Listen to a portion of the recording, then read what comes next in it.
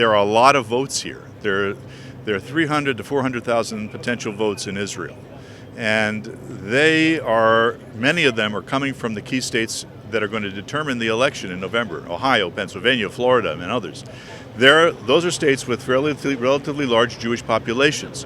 And those Jewish populations have their counterparts here in Israel. I mean, in Florida alone, we think maybe 10 to 12,000 Florida voters here. In 2000, 537 votes decided who was going to be president, and they all came from South Florida. 1,500 votes for Bush came from Israel during that election.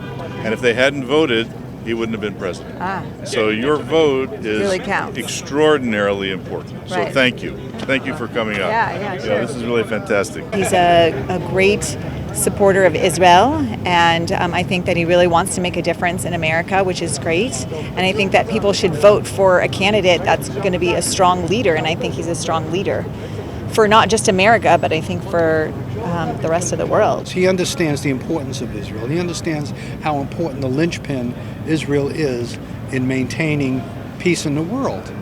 It's the center of the world. It's the tiniest country, and yet it's the #1 country on the news every single day. It proves how important it is.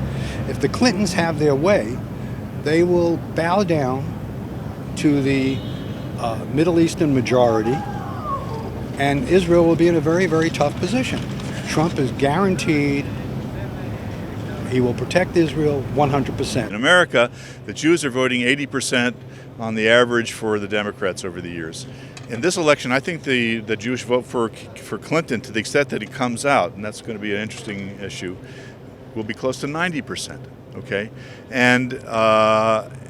but here in Israel, almost the exact opposite happens. We have 80 to 85% over the years voting Republican here in Israel, even though most of them were registered Democrats in the United States. And what's going on here is that when people come here to Israel, it's a kind of a self-selecting community. These are Jews who identify as Jews with the state of Israel. They made a choice, a life choice, to come here. And a lot of the students that come here to study in the yeshivot and universities are also doing that. And when they come here, they put, by necessity, they're putting the Jewish state and the Jewish people high on their list of priorities, okay? Whereas in the United States, the Jews have a problem with their identity. I mean, on the one hand, they're quite assimilated. On the other hand, they vote in a way that's very different from every other ethnic group except for the Afro-Americans. And they're voting in huge percentages for the Democrats because of, I think, in my view, is a feeling of insecurity they have about Jews.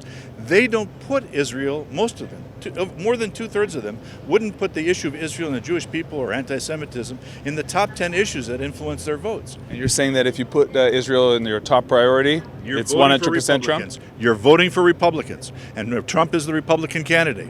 And the reason for that is the Republican Party, unlike its Democratic counterpart, has shown, and especially this year, an extreme attachment and commitment to the Jewish people. You have to have been, as I was, at the convention in Cleveland.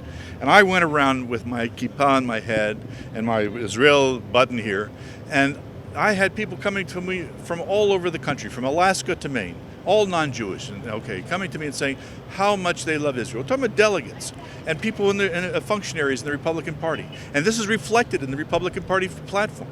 It's a love affair. It's a love affair between the Republican Party and the state of Israel. And the Jews here, the voters here, recognize this.